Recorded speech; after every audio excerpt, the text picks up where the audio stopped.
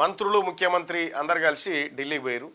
దాని సారాంశం ఏంది, ఎందుకు పోయారు, రేవంత్ రెడ్డి ఈడెన్ ఎజెండా ఏంది అనేది ఒకసారి చూసుకుందాం. అయితే అంతకంటే ముందు పరమానందయ్య శిష్యుల కథ మీకు ఒకటి తెలిసి ఉండాలి.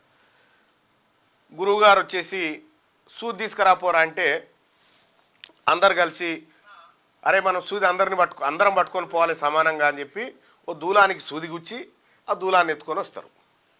ఇక్కడ పరమానందయ్య శిష్యుల కథలో పరమానందయ్య గారు తెలివి కలవాడు, శిష్యులు జర మందబుద్ధి గలవాళ్ళు.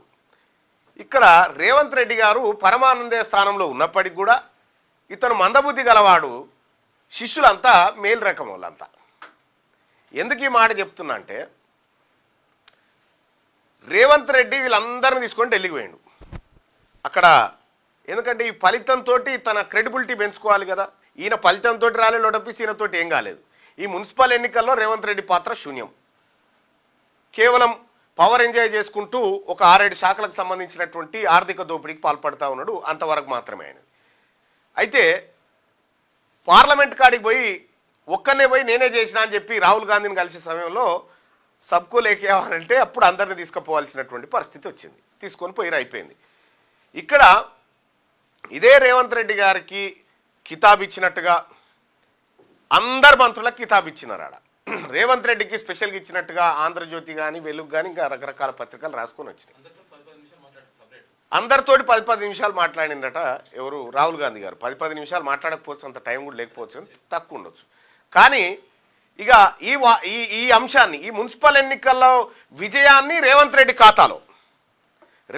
ఖాతాలో వేసుకొని ఇది నా వల్లనే వచ్చింది, నేను గుంపు మేస్త్రిని, నా మేస్త్రి వల్లనే, నా మేస్త్రి పనితనం వల్లనే వచ్చింది అనేటువంటిది ఇక్కడ చెప్పుకోవడానికి. మరి ఎంపీ ఎన్నికలలో ఇది ఎందుకు చేయలేదు? ఎంపీ ఎన్నికలలో 8 సీట్లు వీకింది కదా కాంగ్రెస్ పార్టీ, 9 పోయినాయి. సిట్టింగ్ స్థానం కూడా పోయింది. అప్పుడు నీ సిట్టింగ్ సీటు పోయినప్పుడు ఎందుకు పోయి మేస్త్రి పనితనం ఎందుకు చూపెట్టుకోలే?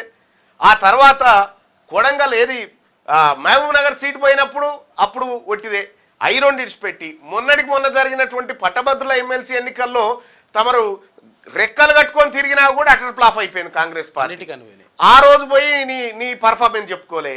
కానీ ఇలా మంత్రులు ఎమ్మెల్యేలు వాళ్ళ స్థానాలు పదిలపరచుకోవాలి, వాళ్ళ స్థానాల్లో కాంగ్రెస్ పార్టీ బలంగా ఉంది, నాయకుడు బలంగా ఉందని వాళ్ళు కష్టపడితే వాళ్ళ కష్టాన్ని అంతా తీసుకొని పోయి ఇది నాది అని చెప్పి రాహుల్ గాంధీ కూడా కూర్చున్నాడు.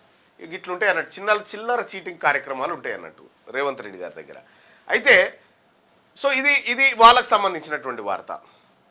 అక్కడ పోయి ఇంకేమేం చర్చలు సార్, మనం బీసీలను 61% మందిని ఇట్లా చేసినాం, ఇంతమందికి టికెట్లు ఇచ్చినాం, బీసీల ప్రజాప్రతినిధులను తయారు చేసినాం కాబట్టి బీసీలకు రిజర్వేషన్ ఎక్కువ ఏం కాదు సార్, మనం సామాజిక న్యాయం చేసినాం అనగానే మరి అక్కడ ఉన్నటువంటి బీసీ మంత్రులన్న మీరు ఇటు చీట్ చేస్తున్నాయని గుర్తించాలి కదా.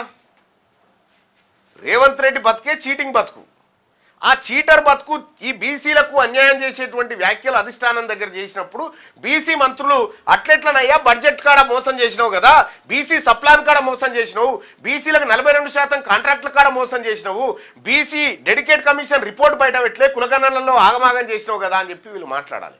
కానీ వీళ్ళు మాట్లాడే పరిస్థితిలో లేరు. సో వీళ్ళు మాట్లాడే టైం వస్తుంది, ఖచ్చితంగా మాట్లాడతారు. ఇక రేవంత్ రెడ్డి గారి ఎపిసోడ్ అది.